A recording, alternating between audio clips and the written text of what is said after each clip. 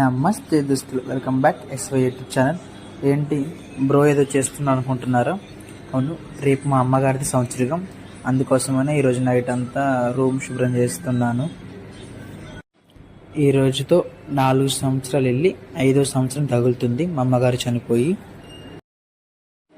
నేను మా friend mutton chicken తీసుకురావడం కోసం వెళ్తున్నాం. సంవత్సరిక